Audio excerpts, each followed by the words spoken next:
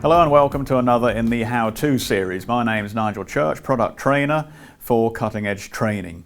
Today we're going to talk about noise reduction and what we need to do when we're using implements such as we have here, brush cutters, chainsaws, pedestrian mowers, and of course the same applies to ride-on equipment and tractors. It's quite common to see on any machinery these days used in the plant and construction industry, forestry or landscape that there is a silver decal on there which actually gives a sound power level rating.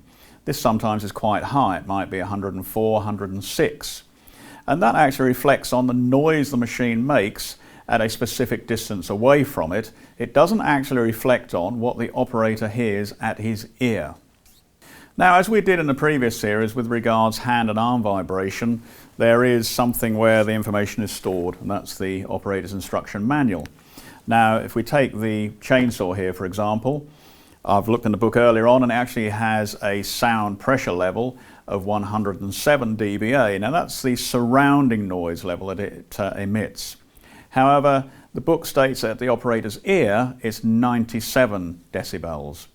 So that's something we need to take into account when the operator is using this machine and do something about rectifying that noise level heard at the operator's ear. All manufacturers of plant and equipment like we have in front of us and other larger machinery have to take noise level readings at the operator's ear.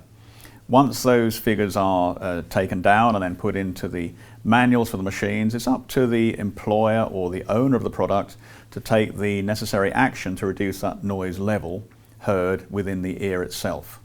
Now, the obvious way to protect an operator's ears are the use of ear defenders, but of course there are different grades and different levels of noise reduction. So we mustn't have something that's not good enough, but we mustn't have something that's too good and lead to the fact that the operator can't actually hear what's happening with the equipment around him. Now, the typical pair of ear defenders that we have here, and of course they will have a noise reduction rating.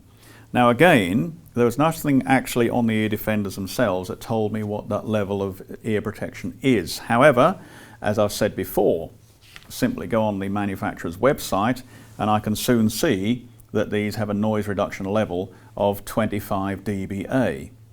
That means if I was to use them with that chainsaw, which had a level of 97 dBA, by fitting these on, I'd reduce that by 25, which would give me a noise level in here at my ear of 72 dBA.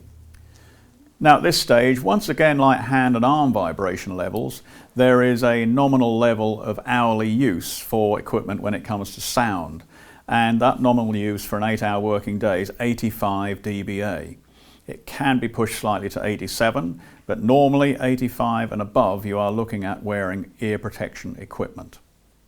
If you recall from the last session, we talked about hand and arm vibration levels and also where to find the information. It is in the operator's instruction book, and even though we had misplaced some of the books, we could go online, download the relevant book for the machine and get that information that we require. We found the hand and arm vibration levels, and also here I've got the noise level at the operator's ear for that machine, and it happens to be 83 dBA.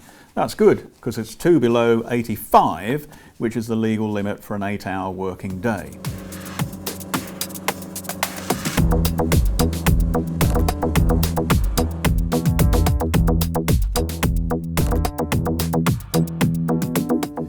Now, this machine actually has a noise level at the operator's ear of 85 dBA. That's the legal requirement for EU machines. And that, of course, means that you can use it for 8 hours in a working day without necessarily using ear defenders. However, probably good working practice would be to use some. These ones here actually reduce the noise level by some 25 dBA.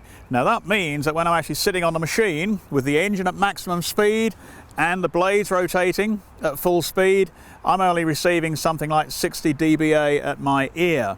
So we wouldn't want anything far greater than that, otherwise I wouldn't have a feel for what the machine is doing while I'm using it. You do need to be able to sense feedback through the hearing of what the machine is doing that you are using.